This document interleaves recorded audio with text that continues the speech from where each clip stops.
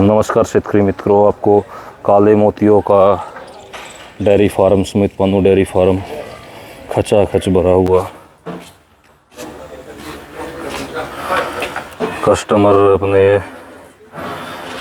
सांगली से और पूना से जो आए वो उनकी भैंसों की खरीदी जो हुई है आप देख सकते हैं।